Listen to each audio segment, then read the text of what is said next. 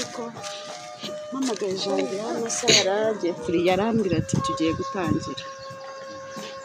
Navuze ntibyanze bikunze niyo nasanga bageze hagati ariko magere.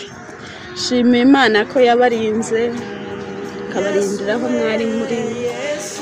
Iyo twahuje umurongo dusenga mba numva ari byiza. Ngiye mba numva tutaranahagaze. Nukuri sinzi. Mba numva turi kumwe. Nongera gushima Imana kubw'abavandimwe twungutse. Ye nitwa Mbabazi Sylvie cyangwa Sylvie uko wabishaka niko wanyita ndi umubyeyi. Shima Imana. Nanjye wavuye kure nkaho Fulgence yavuye ibibazo amategeko ariko ubusigaye ahubwo ndi mu mpaka zivuga ngo kuki cya gihe cyose nakimaze mu bugoryi. Naje kwiburanya sigaye ngirirwa umugisha saa moya gukurikirana ijambo rya pastor mukuru kuri radio Isango ndetse no kuri televiziyo ariko ugira umwanya ibyo bintu bya gusapotinga mu byo utumva neza kuko wumva hari ahantu twadindiriye ariko nanone ukongera gushima Imana kuko haracyari ibyiringiro.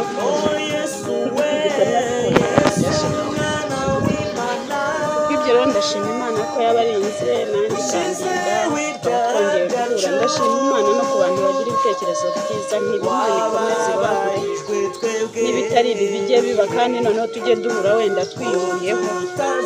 Ni byiza cyane kuko niyo utahabonetse ariko hari ugusangiza ko byagenze neza nawe ukumva ufite ibyiringiro. Ikindi nshima Imana ndashima Imana kuko yongeye kumpuza na Pastor Robert. Yigera muri zire nahageze 15 mu mwaka wa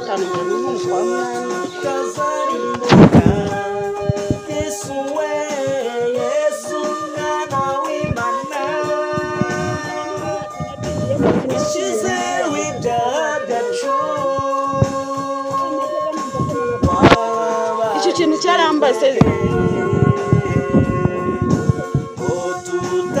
kandi biramfasha. Nta hantu nigeze mpungabana. Abantu bakikora bakajya gusenga bati ntoya ntishaka kongera kujya kuvangirwa. Icyo nahashye naragihashye ariko nyuma Imana irakongera kumpuza na Pastor Robert. Uyu munsi numva ari ubuzima. Pastor Imana gikomeze kwagura umunsi ku munsi kongera imbaraga. Numva bizarushaho kuba byiza cyane. Ndashima Imana mu kwezi kwa 10 k'umwaka ushize yari yaje kukibaza ahuye n'umuntu wese yashakaga kumutsa ubuzima ariko Imana irambengera. Yamushotse nk'umuntu ushaka kumumena impyiko kubera ko umuntu ugeze mu myaka 80 hasi aturika igufwa ry'itako. Byabaye ikibazo. Naravuze n'ubw'abavandimwe ari abapolisi ariko umushahara yabo ntabwo yafata kuko akimara kugera miliyoni hafi 4 foroma n'isambu tugira numva ko wenda binavuyemo twasigaye rwose. Nahise mpamagara Pastor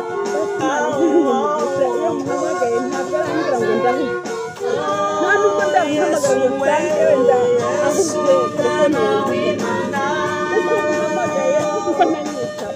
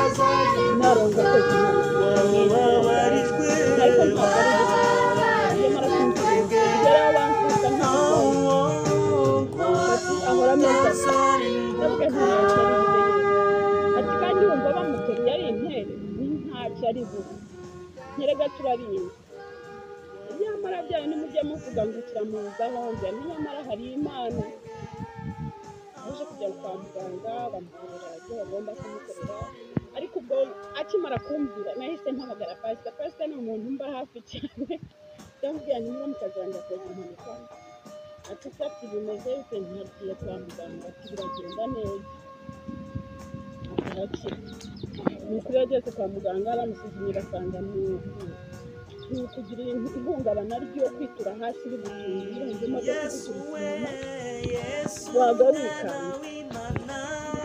urebye umukore yaca mu cyuma basanga nta kibazo yagize usibye nyine iryo hungabana ariko yarakize dushima Imana.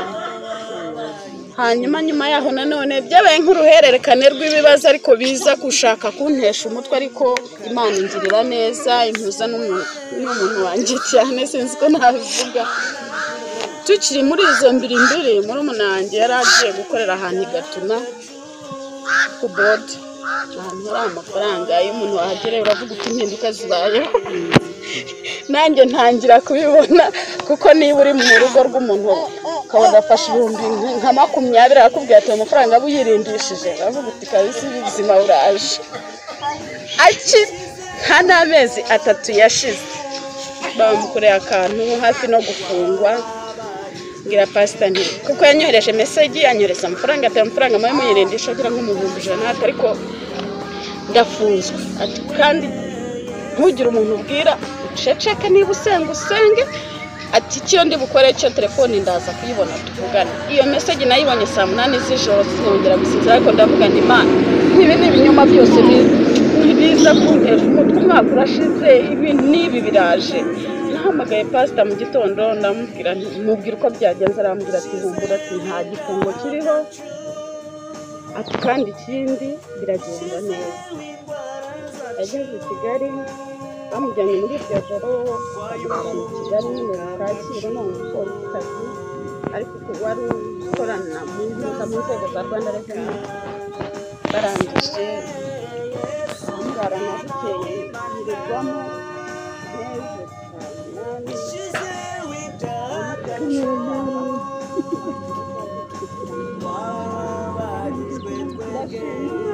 ni kubw'ijambo kubwacu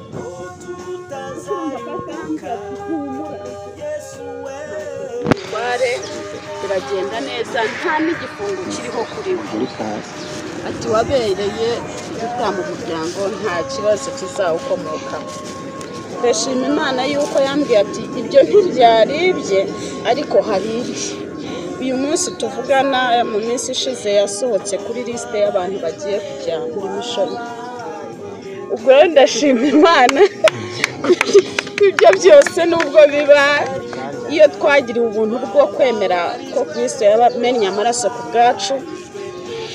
Numva ko nibi Kristo aravuze ati nubwo tureba abo twiganya abo twakoranye ibiki bafite uko bameze twe tubarusha ubuzima. Nanjye ndashima Imana n'ukuri hari abantu ndeba nkavuga nti uko iyo bitaza kuba ibyo ntabwo umunsi byakabaye bimeze bityo.